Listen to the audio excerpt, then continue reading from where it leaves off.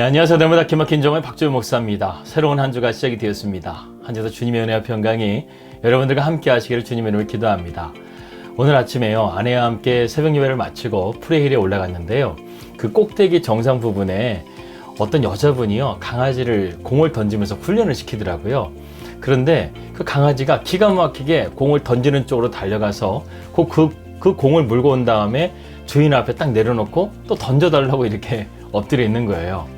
처음에는 아무 생각 없이 그것을 보다가 갑자기 어떤 깨달음이 다가오게 되었습니다. 주인이 어디로 던지든지 전력을 다해서 공을 물고 와서 주인 앞에 또 던져달라고, 나는 할 수 있다고 이렇게 보여주는 것이 바로 충성이 아닌가 하는 생각이 들었습니다. 여러분, 천국에서의 가장 큰 열매는 바로 충성입니다. 그래서 저희 날마다 기막힌 정오 4월의 주제를 제가 정했습니다. 4월은 충성이다. 충성은 우리 그리스도인들의 가장 복된 열매인 줄 믿습니다. 우리 충성의 열매를 맺는 복된 한 주 되시기를 주님의 이름으로 기도합니다. 2022년 4월 4일 날마다 기막힌 정오 시작합니다.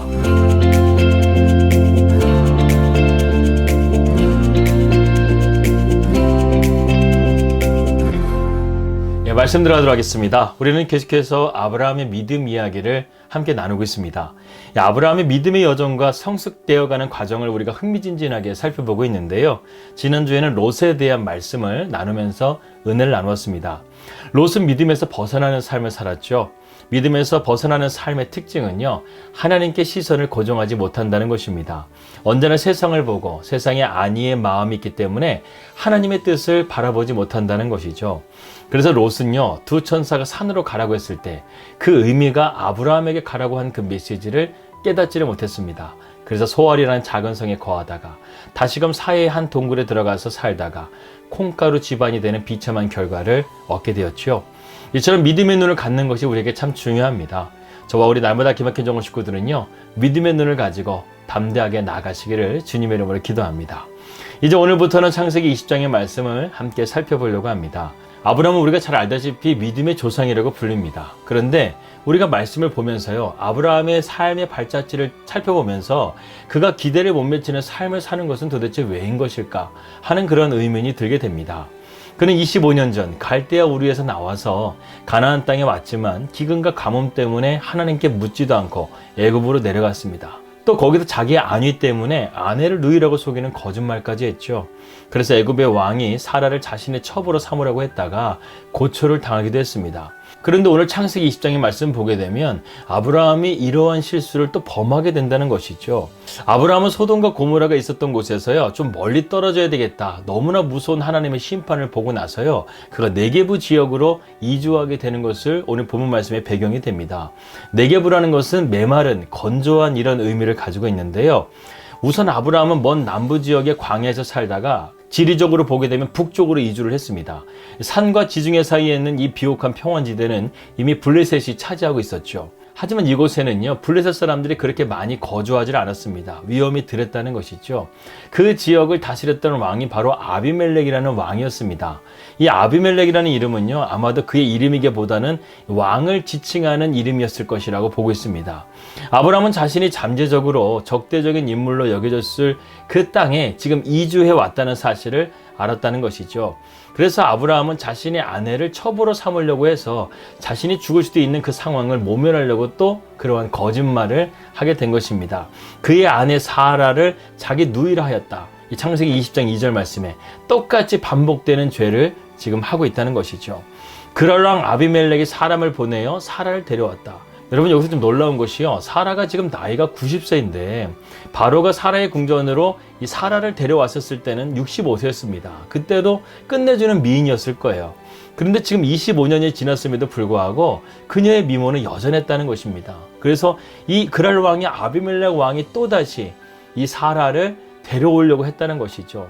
오늘날 성형과학이 발달한 세상 가운데서 65세도 아무리 성형을 잘해도요, 그 티가 나 있는데 이 사라는 90세에도 그런 절세의 미모로 왕의 마음을 사로잡았다는 것을 보게 되면 정말로 사라는 모든 여인들의 연구 모델이 아닌가 하는 생각이 들기도 합니다. 아무튼 아비멜렉 왕은 군사를 보내서 그녀를 데려오게 하였습니다. 그리고 그녀를 아내로 맞을 준비를 하게 되죠. 그런데 그날 밤에 하나님이 아비멜렉의 꿈에 찾아가셨어요. 창세기 20장 3절입니다. 내가 데려간 이 여인으로 말미암아 내가 죽으려니 그는 남편이 있는 여자임이라. 아비멜렉은요, 애굽의 바로왕과 마찬가지로 유일하신 참 하나님을 믿거나 섬기는 사람이 아니었다는 것입니다. 하지만 다른 이의 결혼을 예우할 정도로 그러한 고결함을 가지고 있었죠. 하나님을 예배하지 않는 사람이라고 해서 진실하지 않거나 도덕적이지 않다고 우리는 생각해서는 안 되겠습니다. 세상 사람들 가운데서도요, 이러한 도덕적으로나 윤리적으로 깨끗한 사람들이 있다는 거예요. 오늘 우리가 살펴보게 되는 아비멜렉 왕이 바로 그러한 모습을 우리에게 보여줍니다. 그는 아브라함보다 더욱더 의롭게 행동하는 모습을 보여준다는 것이죠. 그래서 아비멜렉은 이러한 모든 상황을 하나님의 꿈을 통해서 알게 된 이후에 지금 아브라함에게 경고성으로 말을 하고 있습니다. 20장 4절에서 5절입니다. 아비멜렉이 그 여인을 가까이 하지 아니하였으므로 그가 대답하되 주여 주께서 의로운 백성도 멸하시나이까. 그가 나에게 이는 누이라고 하지 않았습니까? 그 여인도 그는 내 오랍이라 하였사오니 나는 온전한 마음과 깨끗한 손으로 이렇게 했습니다. 한마디로 말해서 아비멜렉이 이렇게 말하는 것이죠. 주여, 나는 깨끗한 사람입니다. 만약에 아브라함이 자기의 부인이라고 했다고 한다면 나는 그 여인을 데려오지 않았을 것입니다. 나에게는 죄가 없습니다. 이렇게 하나님 앞에 지금 항변하고 있다는 것이죠. 하나님도 이것을 인정해 주셨습니다. 그래서 창세기 20장 6절에서 7절 말씀 보게 되면 하나님이 꿈에 또 그에게 이르시되 내가 온전한 마음으로 이렇게 한 줄로 나도 알았다. 하나님께서도 이 사실을 알고 있다는 것이죠. 너를 막아 내게 범죄하지 아니하게 하였다. 그러나 내가 또 한 가지 한 것이 있다. 너가 범죄하지 않도록 지금 내가 너를 막고 있는 거야. 그 여인을 가까이 하지 못하도록 내가 지금 너를 막고 있는 거야. 이제 그 사람의 아내를 돌려보내라. 그는 선지자라. 그가 너를 위하여 기도하리니 내가 살려니와 내가 돌려보내지 아니하면 너와 내게 속한 자가 다 반드시 죽을 것이라. 이렇게 하나님께서 경고의 말씀을 하고 있습니다. 이 부분에서 성경에 처음으로 나오는 선지자라는 단어가 등장하게 됩니다. 놀랍게도 지금 막 예전에 저질렀던 똑같은 죄를 저질렀던 아브라함에게 하나님께서 지금 뭐라고 하시는 거예요? 선지자라고 말씀하고 있어요. 우리는 완벽하지가 않습니다. 또 너무나 자주 유혹에 사로잡히고 종종 신실하지 못하여서 죄를 저지르기도 합니다. 하지만 우리는 신실하신 하나님을 섬기는 자들이잖아요. 우리가 약함이나 잘못에도 불구하고 하나님은 자신의 목적을 이루신다는 거예요. 하나님은 우리가 실패한다 할지라도요, 우리를 하나님의 그 계획에서, 하나님의 그 궤도 안에서 우리를 벗어나지 않도록 우리를 붙잡고 계신다는 것입니다. 주님은 아브라함의 죄를 인정하셨지만 그를 선지자라고 칭하신 것이 참으로 흥미롭습니다. 선지자는 하나님의 대변인으로서 사람과 창조주 사이에 중재자 역할을 하는 고귀한 존재죠. 비록 아브라함이 실패했지만 하나님은 실패를 보지 않았어요. 아브라함은 가나안 땅에 사는 것 자체가 하나님의 살아계심을 증거하는 선지자와 같은 모습을 가졌다고 하나님께서 아브라함을 인정해 주었다는 것입니다. 그는 가나안 땅에서 그만큼 선한 영향력을 미치고 있었다는 것이죠. 저는 이 이야기를 통해서 하나님의 반합법에 놀라게 되었습니다. 아브라함은 자기 몸을 구하고자 이런 거짓말을 했고 사람들이 자신을 죽이거나 왕이 아내를 빼앗을까 봐 걱정했다는 것입니다. 하지만 거짓말을 하는 바람에 그토록 피하고 했던 문제에 직면했다는 것이죠. 그렇지만 아브라함을 보호해 주시고 필요를 들어주시겠다는 하나님의 이 약속 아래서 하나님께서는 초자연적인 방법으로 일하셨고 결국 아브라함의 목숨을 구해 주시고 아내 사라의 생명도 건져 주십니다. 아브라함이 자신을 보호하기 위해서 애쓰는 바람에 하나님은 쓸데없이 더 많은 일들을 하셔야만 했죠. 그래서 아비멜렉과 그의 종들은 더욱더 하나님을 두려워하게 되었습니다.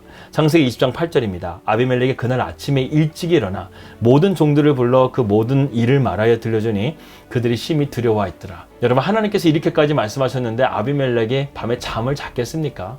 두려워 떨었겠죠. 한숨도 못 잤을 거예요. 새벽이 되자 그는 종들을 다 불러놓고 하나님께서 간밤에 나에게 이렇게 말씀하셨다는 것을 증거했다는 것이죠. 그리고 아브라함을 불러서 그는 이렇게 말합니다. 아브라함, 당신은 왜 나에게 이런 거짓말을 했어? 이렇게 말하자 아브라함은 다음과 같이 대답합니다. 11절에서 13절입니다.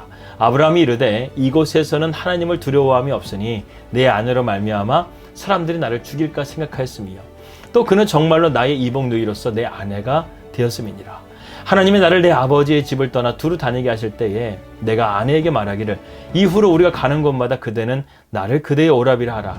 이것이 그대가 내게 베풀 은혜라 하였노라. 여러분, 아브라함이 지금 변명을 하고 있는데요. 이것은 참 비겁한 변명이라고 말할 수 있습니다. 예전에 실미도에서 그것은 비겁한 변명입니다, 이렇게 외쳤던 장면이 생각나는데요. 한마디로 말해서 아브라함은 이렇게 말하는 것이죠. 나는 하나님을 따르는 사람입니다. 하지만 내가 이곳에 새롭게 왔는데 이곳에서는 하나님을 경외하는 사람들이 없기 때문에 나는 두려워서 내 아내에게 그렇게 말하라고 제가 지시를 해놨습니다.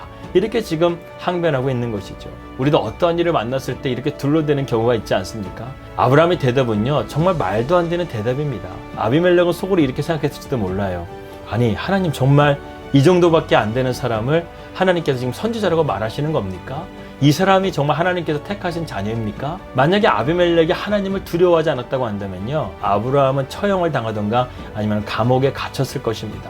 하지만 왕은 그렇게 하지 않았죠. 왜입니까? 아비멜렉은 비겁한 아브라함을 보지 않았어요.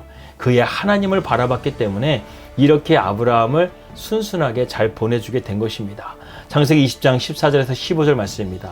아비멜렉이 양과 소와 종들을 이끌어 아브라함에게 주고 그의 아내 사라도 그에게 돌려보내고 아브라함에게 이르되 내 땅이 내 앞에 있으니 내가 보기에 좋은 데로 거주하라 하고, 하나님께서는요, 현명하게 이 일을 해결해가는 아비멜렉을 보시고 그 집안에 복을 내려주십니다. 여러분, 지금 믿음의 사람 아브라함은 혼란스러운 모습을 보이고 있는데 오히려 아비멜렉은 하나님을 두려워하면서 이 일을 지혜롭게 행하고 있다는 거예요. 20장 17절에서 18절입니다.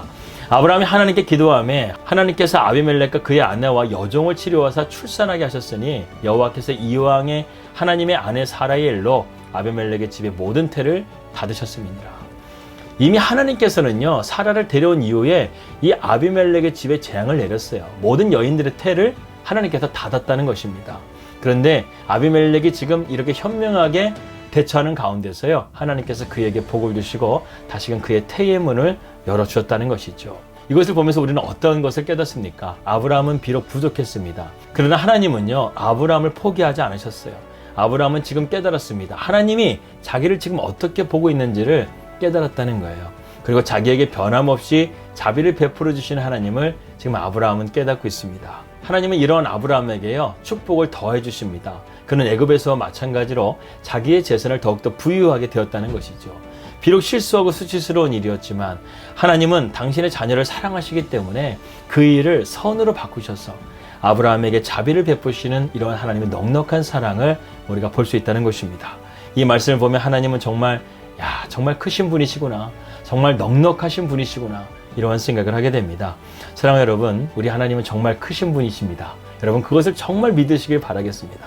그러한 주님과 함께 동행하면서요, 모든 것을 넉넉하게 이기시고 또 채우시고 공급하시는 그 하나님의 넉넉하심이 여러분들과 함께 하시기를 주님의 이름으로 기도합니다. 기도하겠습니다. 하나님 아버지, 감사합니다. 먼저 그의 나라와 그의 의를 구하라. 그러면 이 모든 것을 너에게 더해 주시겠다고 했습니다. 우리가 하나님을 온전하게 바라보며 믿음으로 충성하며 나가게 될 때 우리의 삶 가운데 하나님의 이런 놀라운 축복이 우리 가운데 임할 줄 믿습니다. 아브라함은 비록 실패했습니다. 그러나 하나님께서는 그것을 선으로 바꾸사 아브라함에게 자비와 축복으로 함께 해주셨던 것처럼 우리의 삶도 하나님 때로는 넘어질 때가 있습니다. 그러나 우리를 포기하지 말아주시고 언제나 주님께서 붙들어 주셔서 믿음으로 나아갈 때 우리가 주님의 놀라우신 축복을 받을 수 있도록 인도하여 주시옵소서. 주 예수 그리스도 이름으로 기도하였습니다. 아멘. 오늘 저녁부터 고난주간 특별 집회가 시작됩니다. 뉴질랜드 시간으로는 8시 30분에 시작이 되어지고 한국 시간으로는 5시 30분에 시작이 되어질 예정입니다. 실시간으로 예배가 진행되니까요, 여러분들 많은 참석 부탁드리고 십자가를 깊이 묵상하는 그런 고난주간이 되시기를 주님의 이름으로 기도합니다. 평안한 하루 되시고요. 저는 내일 뵙도록 하겠습니다. 우리 믿음으로 승리합시다. 할렐루야.